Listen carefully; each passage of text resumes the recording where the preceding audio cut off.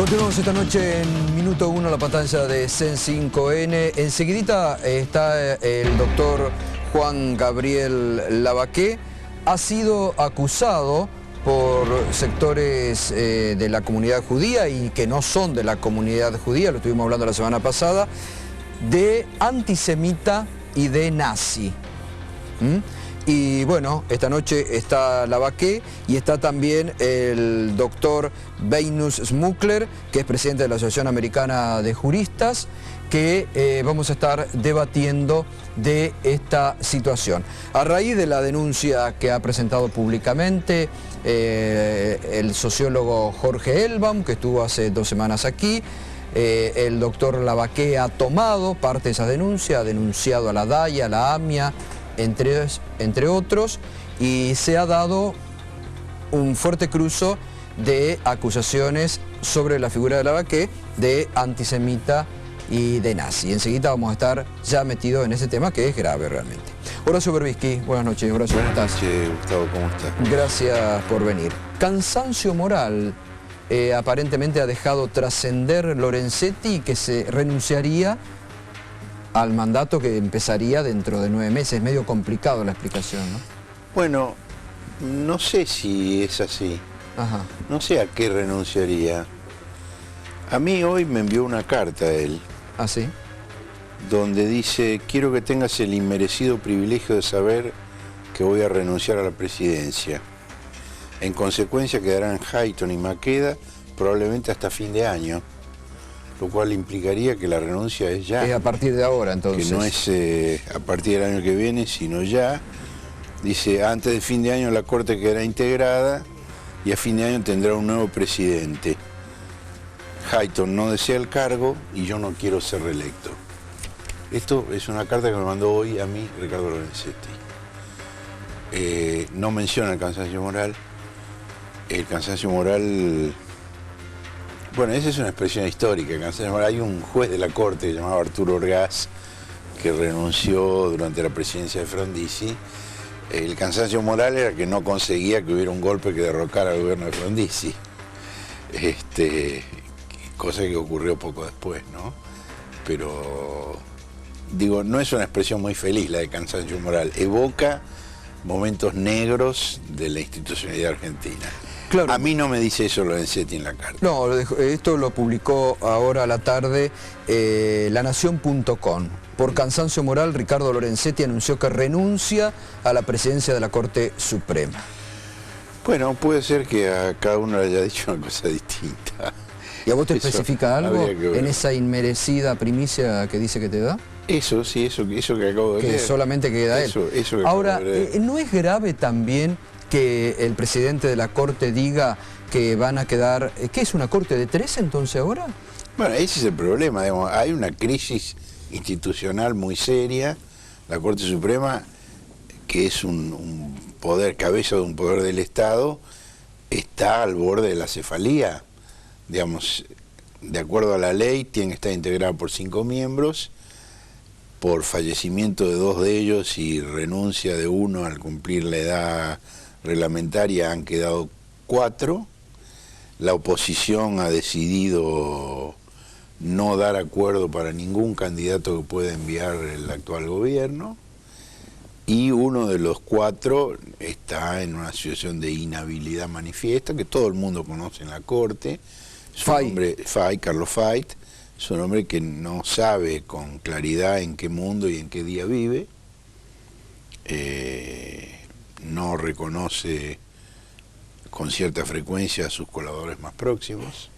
Ahora es grave esto. Le pregunta: ¿y usted quién es? ¿Y está en condiciones de firmar? Bueno, si uno mira, habría que pedir una pericia un peritaje caligráfico. Digamos, la firma es parecida a la suya, pero muy desvaída, con un pulso muy, muy débil. Yo no tengo dudas de que sea de él, pero muestra, digamos, un estado de deterioro avanzado y básicamente no está en condiciones de mirar un expediente. Sus colaboradores son los que hacen todo el trabajo. Él no puede hacer el trabajo él a lo sumo puede firmar, para lo cual es necesario primero que reconozca al colaborador que le está llevando el trabajo a su casa para que lo Eso es firme. muy grave, digo. Y pero, sí, claro, pero eso está hablando de un hecho irregular, porque digo, el día de mañana, hoy o en las próximas horas, cualquiera que haya recurrido a la Corte, que haya tenido un fallo adverso con la firma de FAI, ¿no puede pedir la nulidad si trasciende esta situación de anomalía en la que está un miembro de la Corte? Siempre y cuando FAI haya contribuido a una mayoría ajustada, si no, no. Digamos, si es un fallo por unanimidad, no, porque hay ya 3 que forman mayoría y aunque la firma de FAI se descartara, igual habría mayoría. Pero ahora, suponiendo un fallo en el cual FAI forma la mayoría y sin su voto se cae la mayoría, entonces efectivamente podría pedirse una nulidad. Vos estás denunciando, esta mañana cuando hablábamos en la radio lo anticipabas. A mí no me gusta la expresión denunciar. Bueno, pero lo estás marcando, digo. Yo claro, publiqué una nota donde yo cuento que la reelección de Lorenzetti para un 4º mandato como presidente de la Corte está firmada por FAI en una acordada en la cual dice reunidos en el salón de acuerdos del tribunal, los ministros, y no es cierto. Y no es cierto, FAI no estaba en el salón de acuerdos, FAI estaba en su casa, 2 secretarios de la Corte fueron a su casa a llevarle lo que tenía que firmar, a uno lo reconoció y firmó, al otro no lo reconoció. Ahí hay evidentemente una inhabilidad manifiesta. Ahora, ¿el tema cuál es? Digamos, todo el mundo en la Corte sabe esto, lo sabe Lorenzetti, lo sabe Hayton, lo sabe Maqueda, lo saben los secretarios, lo saben los empleados, lo saben los periodistas, lo sabe la asesora de imagen de Lorenzetti. Ahora, lo que hay es una decisión de silenciarlo, de que no se filtre, de que no trascienda. Bueno, los medios también lo silencian, ¿no? Bueno, sí. Porque los medios es llamativo que cuando muchos, sobre todo los sectores políticos que permanentemente hablan de republicanismo, de respeto a las instituciones, de la ética, legalidad, no hayan hecho notar un tema tan irregular que se dice, vos indicabas, falsedad ideológica en instrumento público, podrían haber incurrido los miembros de la Corte cuando dicen que firmó una persona que no estaba presente. Es así. Firmó, pero firmó en otro lado, firmó en su casa. Digo, no es que no firmó, firmó.